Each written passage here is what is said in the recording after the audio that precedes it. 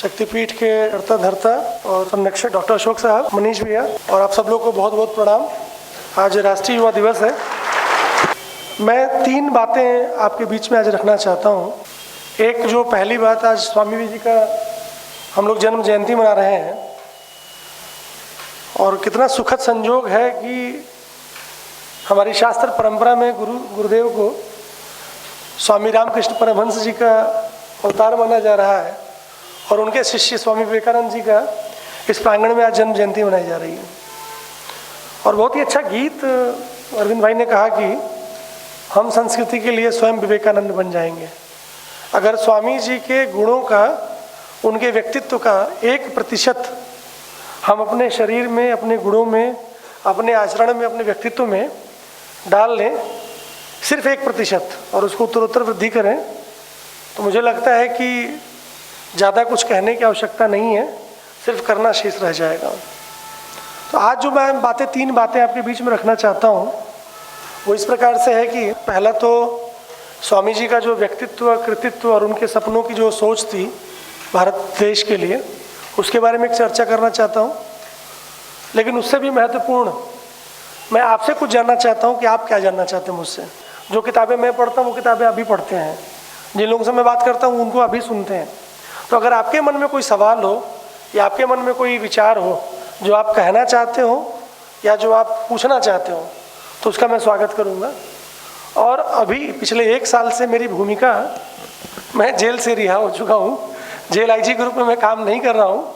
अभी मैं बिहार सरकार में वित्त विभाग में मेरी जिम्मेदारी है और साथ ही साथ मैं बिहार सरकार की एक बहुत ही लोकप्रिय योजना है स्टूडेंट क्रेडिट कार्ड, उसके बारे में कुछ विद्यार्थी जानते होंगे, कुछ विद्यार्थी नहीं जानते होंगे।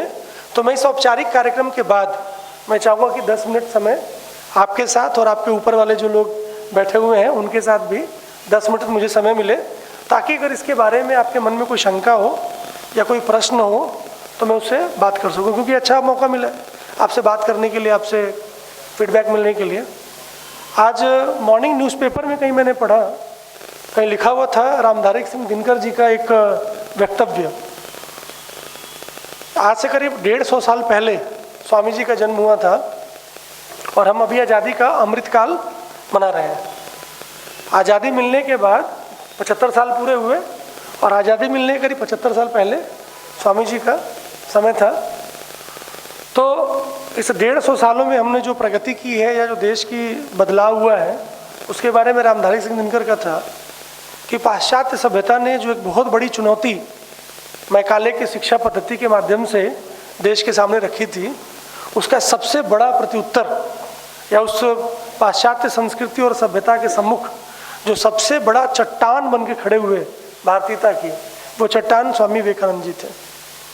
और आधुनिक संदर्भों में अगर किसी को राष्ट्र नायक कहा जा सकता है, आधुनिक संदर्भों में अगर किसी को आधुनिक भारत के आध्यात्मिक पिता की अगर किसी को संज्ञा दी जा सकती है, तो स्वामी विवेकानंद जी थे, जिन्होंने देश के नागरिकों को दुर्बलता से निकलना सिखाया।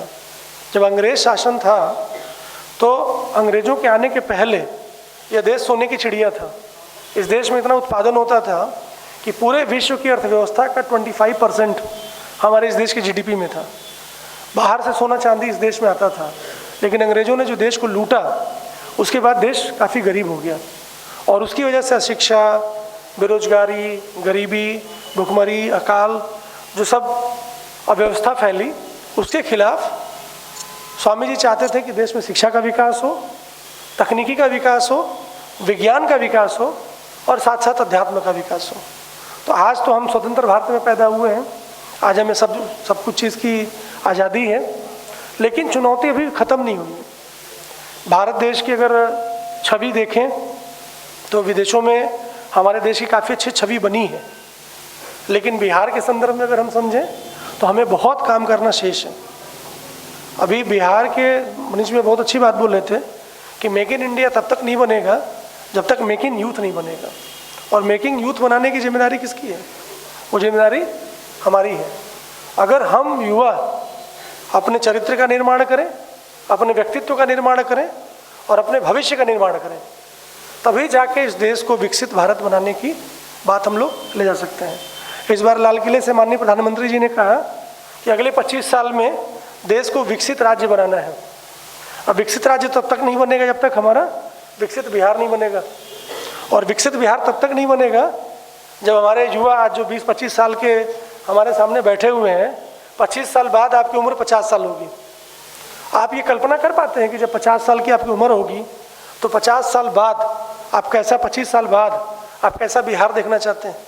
उस बिहार में क्या चीज़ें आप बदलना चाहते हैं? क्या चीज़ें चाहते हैं कि जो आज ऐसा है ऐसा न रहे, बदल के ऐसा हो जाए? और उस बदलाव की शुरुआत कौन करेगा?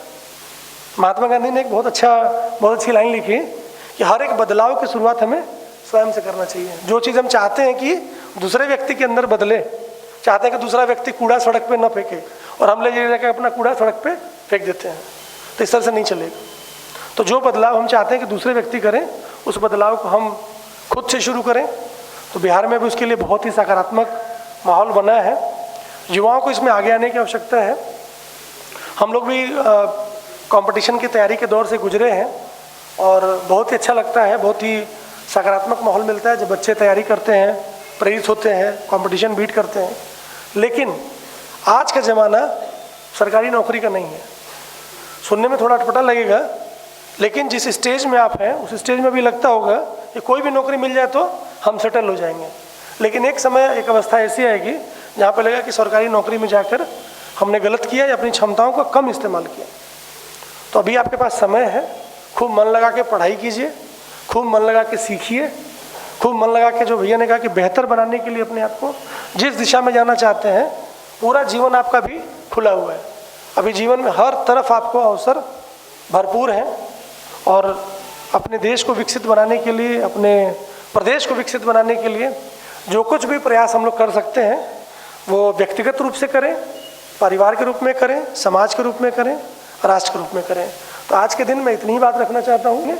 आज के दिन आप लोगों से बात करने का अवसर मिला और स्वामी जी की जन्म जयंती के अवसर पर शामिल होने का अवसर मिला, इसके लिए बहुत बहुत धन्यवाद। जय हिंद, जय भारत।